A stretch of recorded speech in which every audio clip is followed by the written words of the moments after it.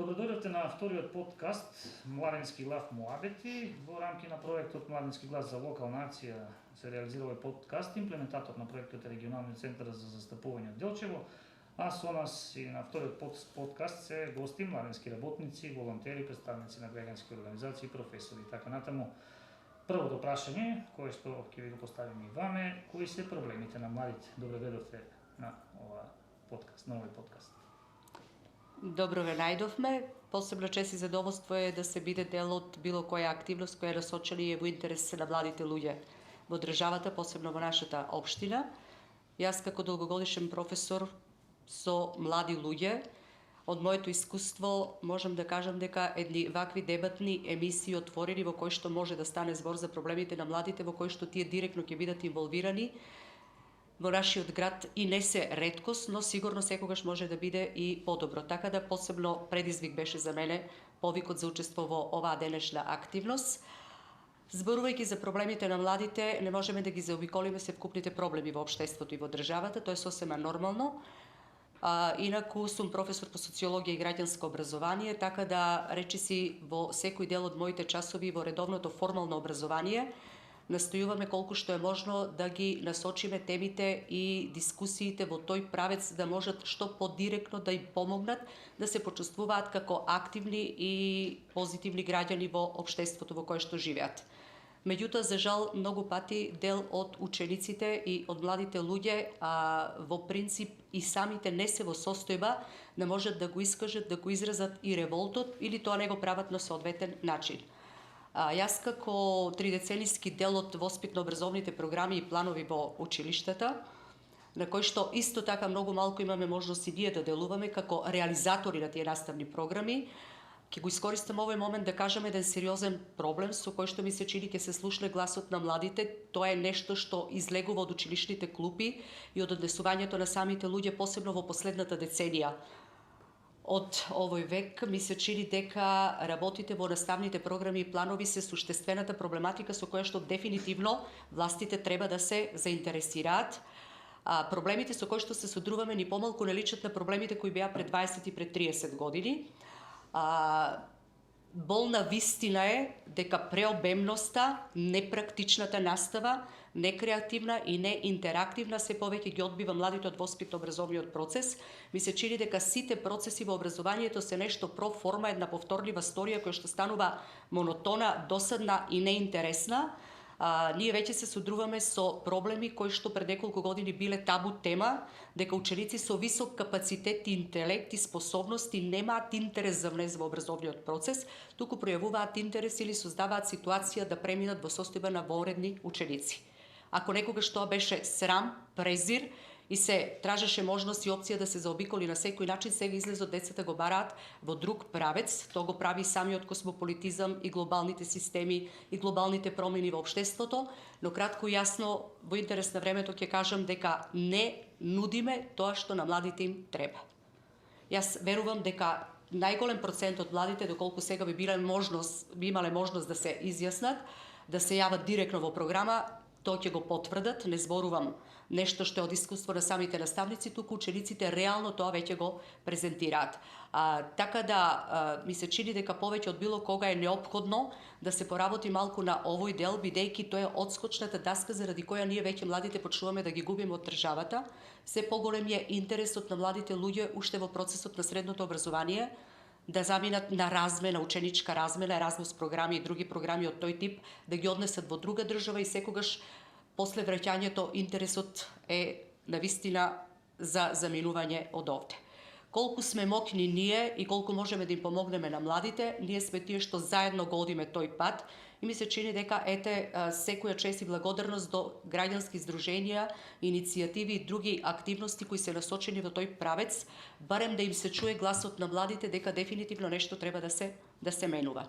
Ние сме тука заради нив и тоа е несомнено пред се од што треба да бидеме водени во понатамошниот развој на младинските активистички дејности кај луѓе. Инаку за интересот на младите во делот на невладините организации, во граѓанскиот сектор, зборувам за ученици кои што покажуваат висок степен на активност, дури ми се чини дека неформалното образование во еден момент станува поатрактивно од формалното, потполно се согласувам, И ако и јас веќе 30 години сум дел од сите тие активности, ми се чини дека може тоа да биде една одскочна даска која ќе ги одведе степен подалеку во процесите на космополитско и глобално образование, кое што ќе може да ги обезбеди со екзистенција ширум светот. Еве за сега толку, после ако има можност ќе се јавам повторно за дискусија. Одличен вовед во овој подкаст. Проблемите и потребите на младите се тесно поврзани, би рекол, па така второто прашање било кои се тие потреби на младите во нашата околина. Па, јас мислам дека како млади имаме многу потреби. Мислам дека нашата најголема потреба е достап до примерно образование. Мислам дека треба да научиме како всушност функционира светот и како да напреднеме како личности. Мислам дека треба да се оформиме како глобални граѓани и да можеме да функционираме што подобро. И мислам дека нашата држава тоа не ни го овозможува најдобро. И не го овозможува колку што треба. Може да се вклучите, значи, на истата тема.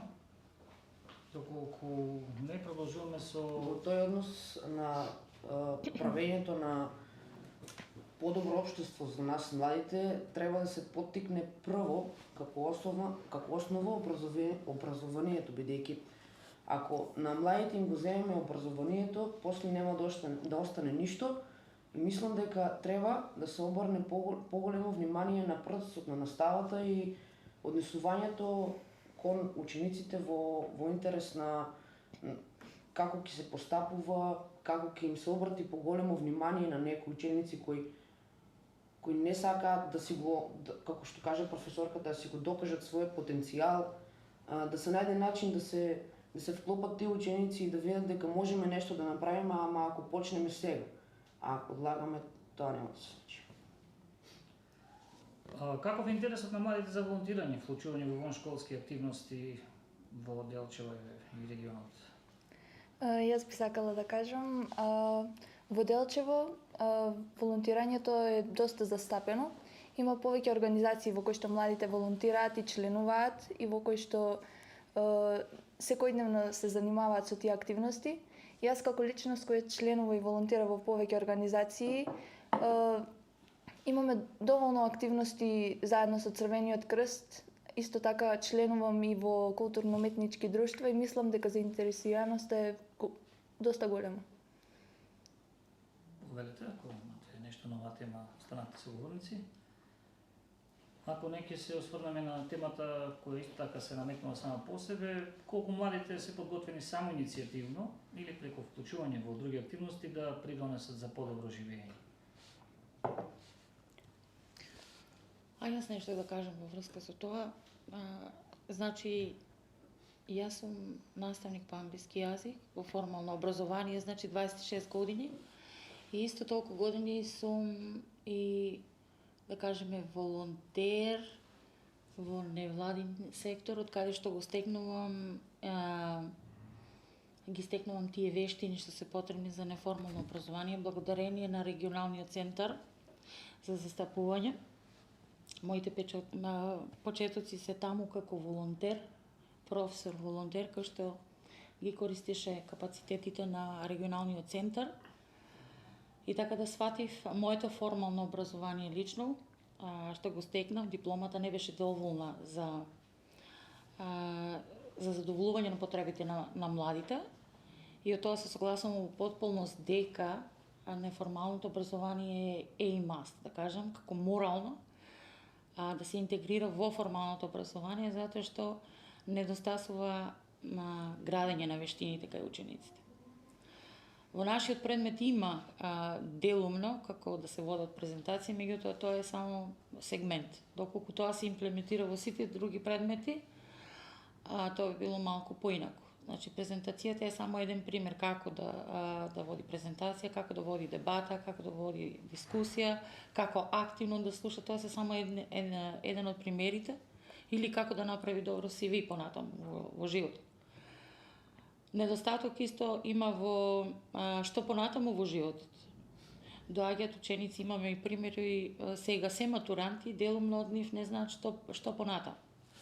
Иако ја имаат одберено, да кажеме, природно-математичката или гимназиската насока, а тоа кажува дека има потреба од кариерно советување или интеграција на кариерното советување во наставата или како посебно тело кое што би функционирало и учениците би ги користеле тие можности.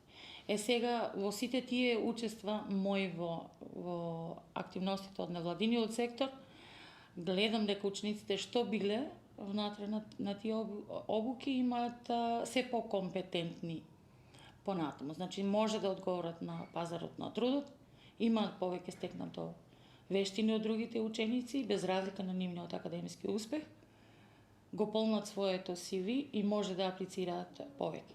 Но интересот не знам зашто не е доволно застапен, најверојатно поради ограниченоста на невладиниот сектор од буџети, од слични тие работи, би сакала да не коментирам понатаму.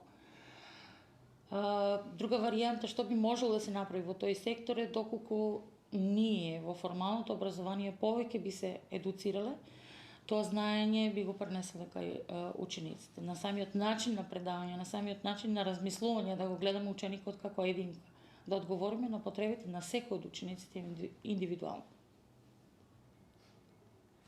Да го прашам и вас спомнавате исто така, колку сте подготвени само иницијативно или преку вклучување на други активности да придонесете за подобро живење или пример на некој ваш врсник? Лично, јас воопшто не сум подготвен, затоа што планирам да ја напуштам државата што поскоро.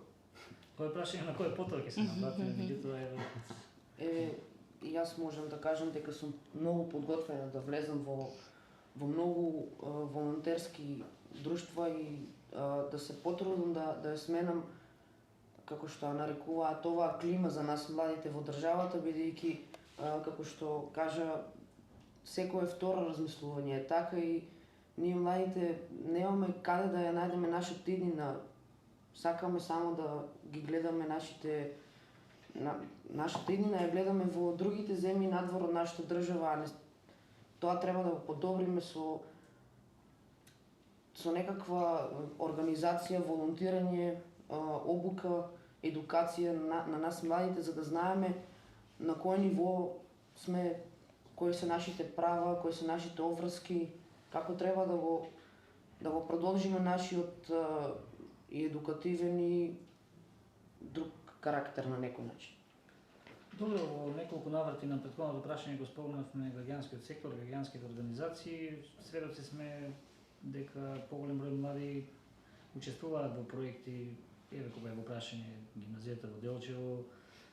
Со тоа посетуваат многу држави, меѓутоа што прави граѓанските организации за младите во секој поглед за некој вид подобрување на нивниот живот, нивните активности кои што ќе ги имаат надвор од училиштето? Ова би било прашање конкретно за сите. Значи, што прават граѓанските организации за младите во секој поглед? Па сега зависно од мисијата што ја вршат, добар дел од граѓанските организации направиле и прават многу за младите. Ете, најголем дел од компетенциите кои што се битни во поглед на создавањето на граѓанственост така една млада личност. Јас мислам дека повеќето информации и компетенции ги добиваат точно тука, отколку во процесот на формалното образование. Меѓутоа, колкава е можноста да им го отворат патот за заминување надвор од државата, колку е тоа загарантирано, колку е безбедно, какви се ризици и предизвици има, кај добар дел од младите луѓе и недостасува како информација. Ние сме свесни во каков динамичен сплет живееме. Севкупните случувања не се само кај нас во државата, тие се рефлексија на се што се случува и во глобалната политика, така да многу пати добар дел од младите и не се свесни на што се изложени, на какви ризици, па имаме дури и негативни примери и искуства кои што колку повеќе се информирани, толку повеќе би биле предупредување за што се треба да имаат во предвид, планирајќи идејата, еве тоа што рече ученичката, дека секој втор ученик е со намера да ја напушти државата, да замине од тука. Сега ми се чини дека главниот концепт на кој што треба да бидеме сите насочени е што да направиме да ги задржиме младите, бидејќи нашите млади луѓе се со расположив капацитет и интелект, за кој што би можело да се пронајдат некаде и тука во овој свет домашен, но факт е дека сега за сега и државата и општините многу малку во тоа прават и инвестираат. Јас пак ќе почнам од процесот на образованието. тоа што рече колешката, значи ние долги години се содруваме со проблемот на работата на некои центри советодавни, кариерни или од друг тип кои што треба да поработат малку на делот на професионална ориентација и селекција. И тоа е генерален проблем на ниво на образовниот систем во државата. Тотална неповрзаност на образованието со потребите на пазарот на трудот. И како профили, струки и кадри, и како стручни компетенции кои што треба да ги добијат во процесот на образованието. И тоа не само во делот на стручното образование, туку и компетенциите кои треба да ги добијат за да можат да го продолжат образованието во повисоките и институции, па понатаму и на постдипломски студии. Значи, сериозен проблем се испречува и пред владите, и пред невладините организации. Така да мислам дека невладиниот сектор, кој што кај нас беше една новина од ерата на приватизацијата, самостојувањето, до ден денеска и направи нешто, и многу луѓе го најдоа својот видик тука, работејќи во самите невладини организации и со дисеминирање на се што тие научиле према другите. Но тука секогаш има и може и повеќе. Еве сега ќе им дам збор на младите, тој повеќе за нив поврзано и за нивната иднина. Говорете. Професор Кеко. Еве додека размислуваат, значи прашањето беше што прави граѓанскиот сектор за младите. Јас мислам дека доста направи во изминатиот период. За време на пандемијата, кога се префрливме сите за онлайн настава, па посебно сите беа концентрирани на своите лаптопи, PC работен, своите мобилни, така да граѓанските организации објавуваа повици за едукација, кој што се одвива на онлайн претежно, што не бараш напуштање на своите домови, така да дел од нив ги користи и тие бенефити. Но никогаш не е доволно, да кажеме, целта би била да биде офатено што повеќе. Што со тие деца што не се мотивирани? Да кажеме, нашите гости тука, представници од ученичка заедница и од ученици, се мотивирани да дојдат. Меѓутоа, што со тие што не се природно мотивирани? Како да се допре до нив? Тоа е најтешкото прашање, затоа моje видување е дека полека треба неформалното образование, што повеќе да се вклучува во нашето формално образование. Како да се допре до нив, тоа е одлична констатација, е поврзано со прашањето кое следува, како да се справиме со проблемот на пасивни млади. Да се вклучат во повеќе вакви активности или на било кој начин да придонесат нешто. Еве, јас тука повторно ќе се јавам за збор, некако ова ме влече како прашање на кое што во последно време многу често имам дискутирано и со самите ученици во училница. Зошто единствениот интерес и мотив кај младите е баш она типично капиталистички, односно економскиот профит, корис или добивка. Толку брзо се верзиравме во капиталистичката трговија и начин на живење, што би се чини дека се духовно и интелектуално кај младите се уште никако да продре. Ево конкретно зборувајќи за учество во невладини организации, младински активизам, првото прашање кое што се поставува е што ја од тоа добивам. Ова е една генерална хендикепираност и кај возрастната популација, ми се чини дека ќе се согласиме сите. Никако да се убедиме дека духовното богатство е единственото нешто што само за себе и никој не може да ти го земе ни да ти го поклони. Најголем дел од нашите ученици веќе и покажуваат дуалност во однесувањето, тоа најверојатно влија и за осипување на успехот и резултатите во процесот на образованието. Сите наоѓаат и бараат шанса како да работат за комерцијална надомест и интерес. Дали во кафич, дали друга форма на заработување, а дури доживувајќи го времето поминато во училиштето како изгубено време. Ова е, мислам, тешка тензија која што од ден во ден расте. Ние некако сме како слепи и глуви пред овој проблем, но ова ќе не доведе во еден ќорсокак со кој што ќе ги изгубиме младите се побрзо и побрзо.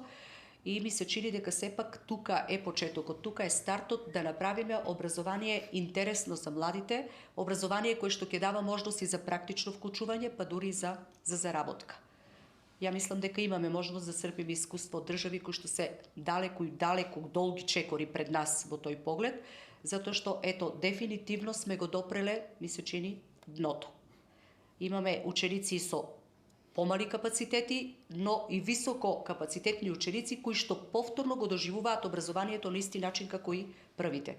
Значи, ова е нешто пред што навистина треба да се исправиме како пред сериозен проблем. Најверојатно ова резултира и со се честото исцелување. Јас за последните години во просек ние во одредени периоди од годината, значи сме ставени во ситуација да треба да ослободиме ученици на неколку дневно отсуство заради заминување на работа во некоја од западноевропските и средноевропските држави, кој каде и како има можност и шанса, дури наоѓајќи пред самите себе оправдување за тоа, не само задоволувајќи ги нивните барања и барањата на нивните родители. Значи, веќе сме исправени пред проблеми од нов вид, од нова природа и тука мора активно некој да слуша и нешто да превземе и да работи.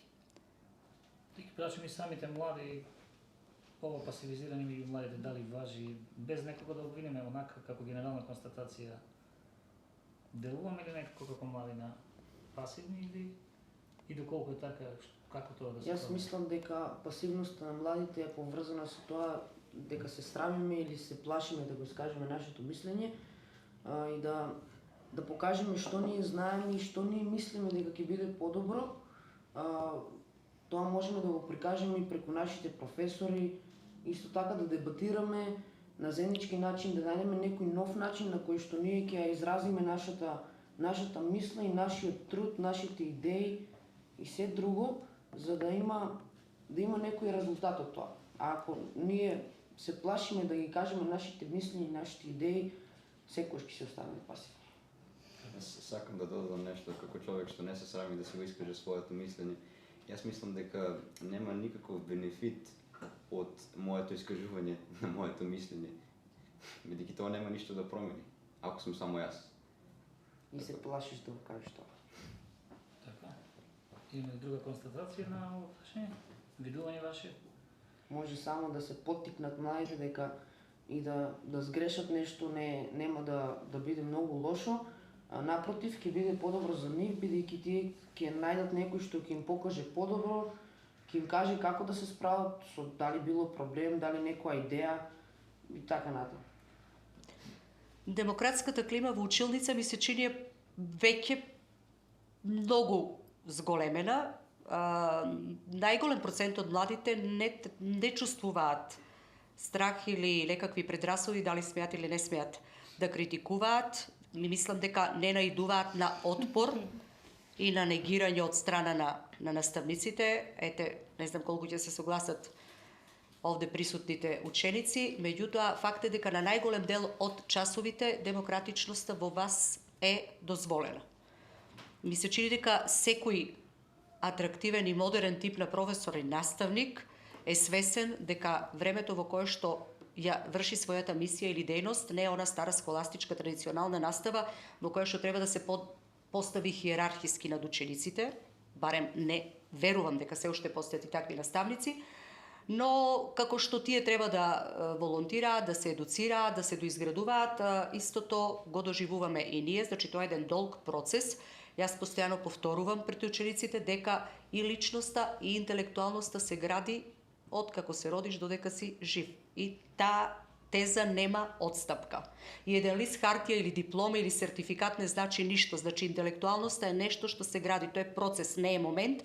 Тоа треба да го сватат и никој не е свесен кога и во кој дел и во која фаза од својот живот можеби ќе го доживее својот најголем интерес, популизам, авторитет, достоинство, титуларност, моќност и така натаму. И тоа е тоа што треба да биде водилка во нивниот живот, па сега без разлика кој каде ќе најде својата среќа, дали овде или во друга држава, тоа пак е помалку и не толку страшно и секогаш ставено на осуда, затоа што навистина еден добар дел од животот сега веќе пружа можност за динамика, благодарение на целокупните технолошки процеси, можности за поврзување, средства за информација, за комуникација и така натаму. Сега ми се чини некој доаѓа на генерално прашање со иселувањето, го спомнавме повеќе пати, наведе примери нашиот гостин. Како да се справиме со тој проблем со иселување на младите? Од каде да се почне? Со тој проблем е многу тешко да се справиме во кратко време. Тоа што најмногу ќе ни помогне, веројатно ќе биде некоја финансна иницијатива, но со моменталните ресурси тоа веројатно ќе се постигне многу тешко. И затоа не гледам решение кое што ќе се постигне сега и веднаш. Јас имам еден став кој го кажувам многу долго време ќе се вратам на образованието. Значи, мојот став е дека младите се иселуваат за подобра, секако за подобри финансиски средства и исто така за подобра едукација. Ќе кажем еден пример од моето окружување. Зошто јас како ученик во оваа гимназија можам да отидам во Бугарија или во Германија или во Швајцарија, каде што можам да работам низ цел свет за поголеми финансии, а во Македонија ќе го учам истото, а тие финансии ќе ги немам. Значи, нема да се толку многу големи.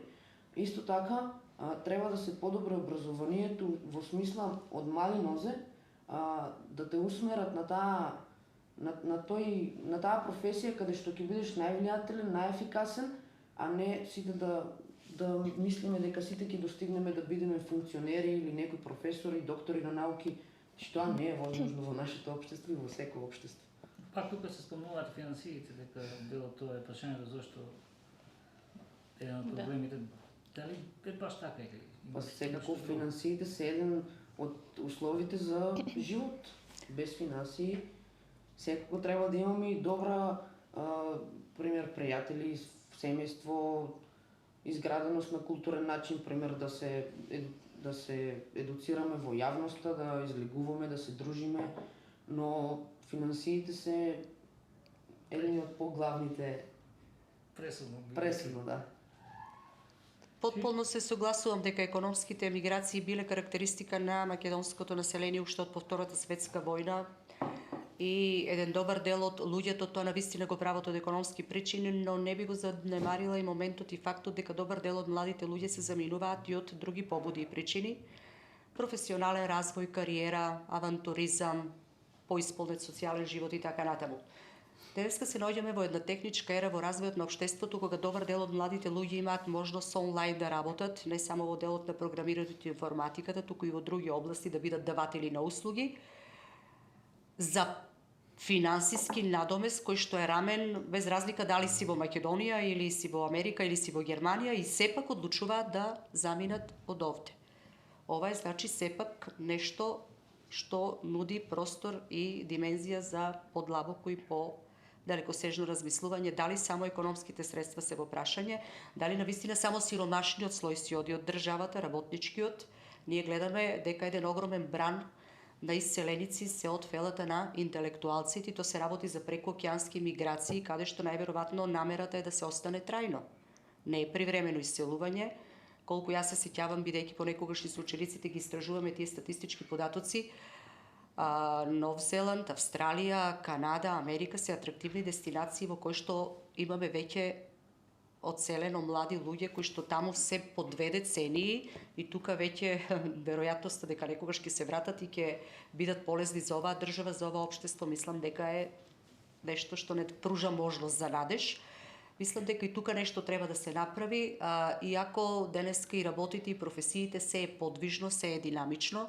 Ние сме свесни дека еден млад човек може да работи за америчка фирма и од Македонија, а сепак одлучува да оди во Америка. Така да не е она класични миграции за кои што некогаш зборувавме. Проблемот на иселувањето станува еден сериозен проблем, дури ќе си дозволам да кажам и Делчево за некоја година го гледам, многу ми е тешко тоа да го изразам, но како еден мртов град од празни куќи и улици во кои што младите луѓе стануваат веќе реткост. Ова е втор подкаст од Младинскиот лав Муабет, кој се реализира во рамки на проектот Младински глас за локална акција. Имплементатор на проектот е регионалниот центар за застапување од Делчева. Наши гости беа младински работници, волонтери, представници на граѓански организации. Јас ви благодарам